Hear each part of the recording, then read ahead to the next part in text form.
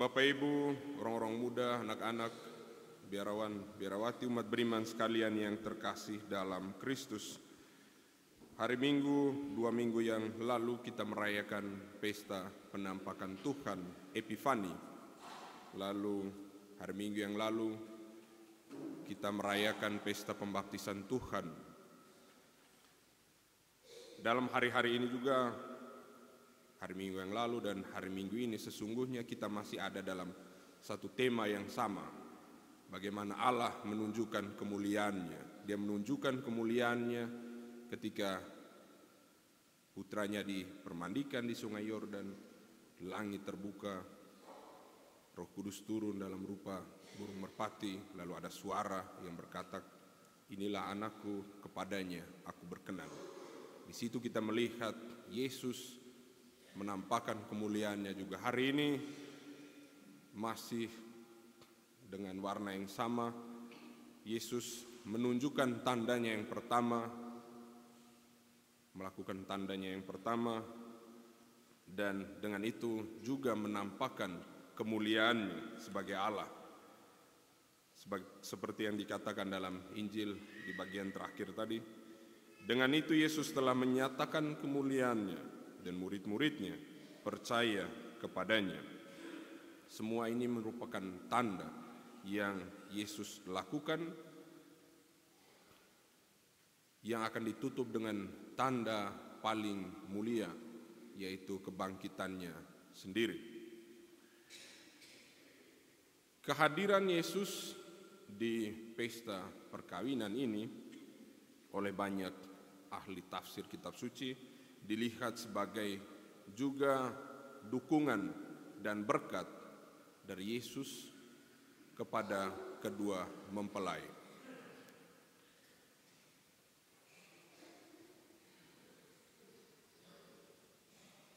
Itu juga yang terjadi, saya kira, misalnya ketika kita menghadiri pesta pernikahan. Pernah ikut pesta nikah?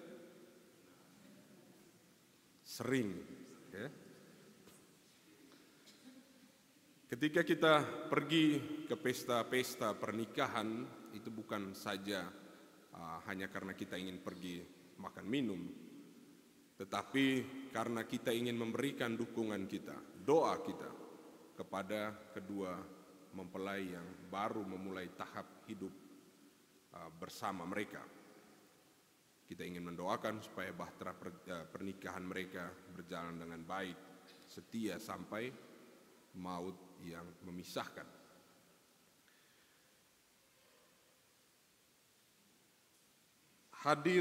Kehadiran Allah itu menandakan berkat, menandakan cinta.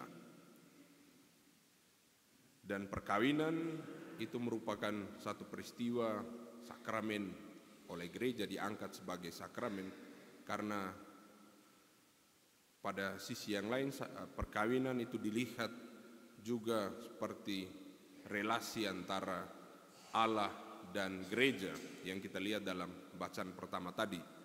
Allah itu diumpamakan seperti mempelai laki-laki dan gereja kita semua itu seperti mempelai wanita. Kedua mempelai yang saling mencintai satu sama lainnya. Kehadiran bukan sekedar keberadaan fisik seseorang, tetapi lebih dari itu menandakan dukungan, keinginan untuk terlibat bersama mereka yang dikunjungi. Karena itu Yesus hadir di situ.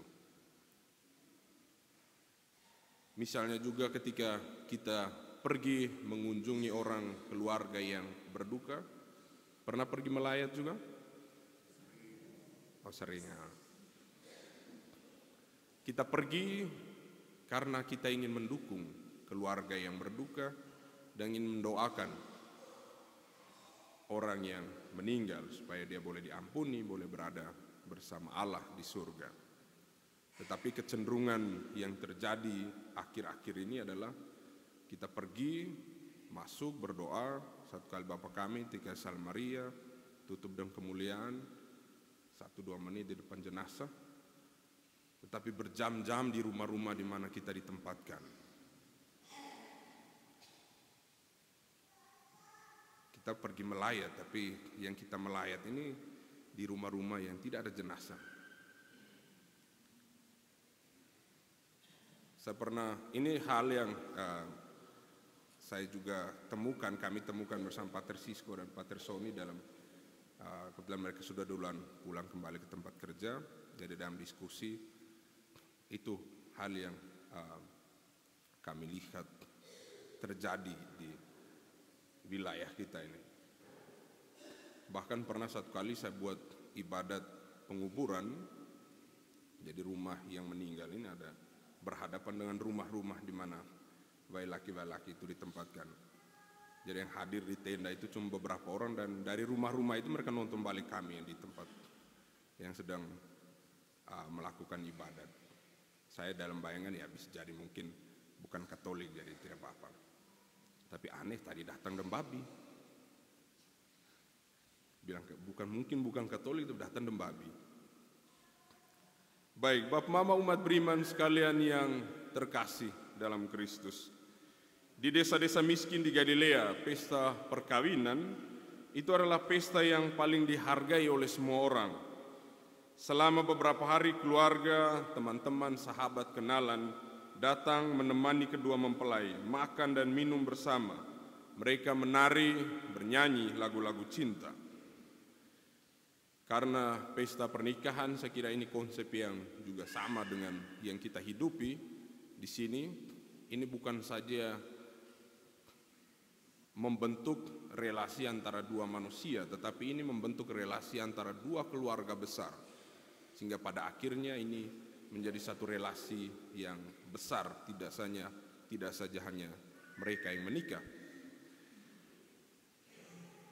Injil Yohanes memberitahu kita bahwa di tengah-tengah salah satu pesta pernikahan inilah Yesus hadir dan membuat tanda yang memberikan kita kunci untuk memahami seluruh tindakannya dan makna yang mendalam dari misi penyelamatannya. Yohanes tidak menggunakan kata mujizat untuk apa yang Yesus buat. Ia selalu menyebut gerakan-gerakan mengejutkan yang dilakukan oleh Yesus sebagai tanda. Alasannya karena ia tidak ingin para pembacanya, kita semua, hanya terpaku pada apa yang mungkin begitu luar biasa dalam tindakan-tindakannya. Ia mengundang kita untuk menemukan makna yang lebih dalam. Karena itu yang utama bukanlah hal yang sedang dilakukan, tetapi tujuan dan makna yang ada di balik tindakan itu. Makanya itu disebut sebagai tanda. Kadang hal ini menjadi sulit untuk kita tangkap, kita pahami, karena kita mudah terpesona dengan apa yang terjadi atau apa yang terlihat dari luar, tanpa mampu menangkap arti dan maksud terdalam dari apa yang kita lihat atau apa yang kita alami. Begitu banyak tanda yang Yesus buat semasa hidupnya, tetapi itu tidak mampu membuat orang-orang waktu itu setia kepadanya. Bahkan para muridnya pun lari meninggalkan Yesus sendirian.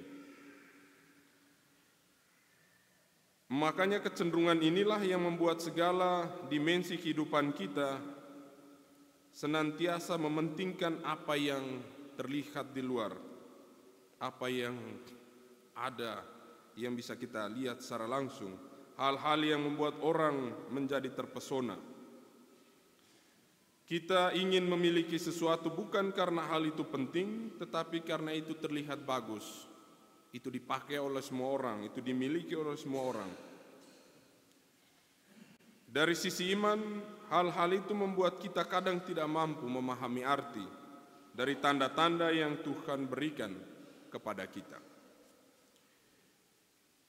Umat beriman sekalian yang terkasih, Ibu Yesus, Maria, yang juga adalah ibu kita, memperhatikan detail dari pesta itu, menyadari bahwa mereka tidak memiliki anggur, Mereka kehabisan anggur dan menyampaikan hal ini kepada putranya. Pesta sedang dalam bahaya karena ada juga minum anggur adalah juga bagian dari pesta itu, makan, minum, bernyanyi, menari. Kita bayangkan ketika di pesta-pesta kita ada minum itu minuman, tuara itu ketika pesta mungkin baru berjalan lalu habis itu tuan pesta. Bahkan kita kan ada seksi moke lagi kan, itu seksi moke dan tua pesta, tua panitia itu pasti akan mulai bingung itu karena itu penting.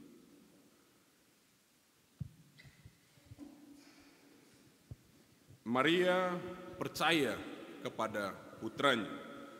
Ini yang saya kira kita mesti belajar dari dia. Maria bunda kita mengajarkan kita untuk menyerahkan seluruh kepercayaan kita kepada Yesus, terutama di saat kekuatan manusiawi kita mencapai ujungnya. Percaya dan biarkan Tuhan yang bekerja untuk kita, membantu kita, menopang kelemahan dan kekurangan kita. Juga ketika kita kehabisan anggur itu bagi orang Yahudi adalah lambang cinta, lambang kegembiraan, lambang sukacita, damai. Apa jadinya ketika dalam hidup kita, hidup keluarga kita, hidup pribadi kita, kita kehabisan anggur, kehabisan cinta, kehabisan damai. Maria mengajak kita untuk pergi kepada Yesus. Kami kehabisan anggur, kami kehabisan cinta, kami kehabisan kebahagiaan. Yang tersisa ini cuma anggur yang asam, pertengkaran, permusuhan. Apa yang harus kita buat? Juga dengar apa yang Bunda Maria katakan kepada para pelayan-pelayan itu. Lakukanlah apa yang ia sampaikan kepadamu. Umat beriman sekalian yang terkasih, Yesus kita tahu hari ini melakukan tandanya yang pertama itu bukan di tempat doa, bukan di sinagoga, bukan di rumah ibadat, tetapi menarik di tempat pesta. Dalam sebuah perkawinan, itu momen sosial, bagian dari kehidupan kita sehari-hari. Ketika para pemuka agama, orang-orang Farisi selalu bicara mementingkan soal agama, Yesus bicara soal kehidupan. Sikap ini membantu kita untuk memahami orientasi seluruh hidupnya dan isi dasar dari proyek kerajaan Allah. Yesus mengabdikan dirinya untuk membuat kehidupan manusia lebih manusiawi dan dapat dijalani. Injil menampilkan Yesus yang tidak berfokus pada agama, tetapi pada kehidupan. Injil ini tidak hanya untuk orang-orang yang saleh dan sopan, tetapi ditujukan juga bagi mereka yang kecewa dengan agama, tetapi merasa perlu untuk hidup dengan cara yang lebih bermartabat dan penuh sukacita.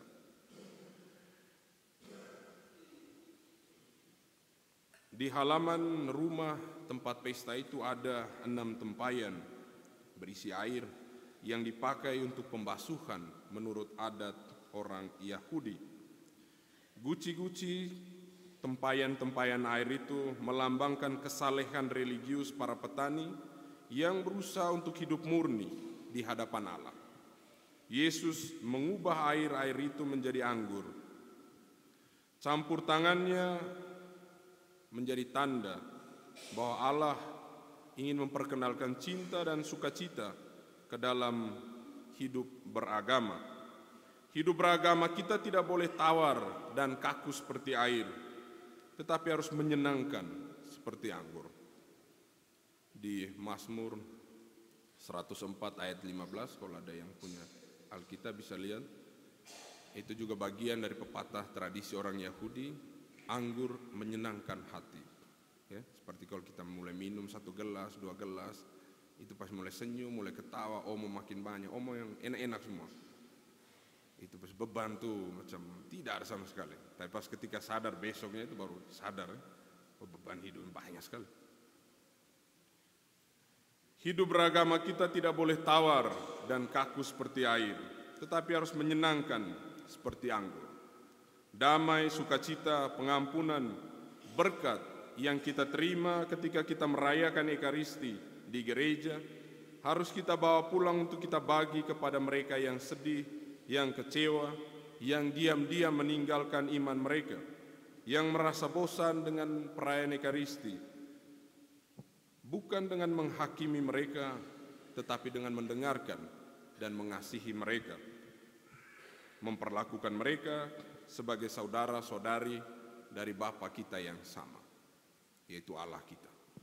Karena itu, Bapak Mama umat beriman sekalian yang terkasih, kiranya Injil pada hari ini membantu kita untuk dapat menghidupi iman kita di dalam rumah tangga kita, di dalam lingkungan kita, tempat kerja, dengan penuh kegembiraan, damai, dan berkat bagi mereka yang kita jumpai.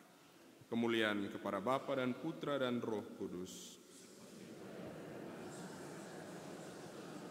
Segala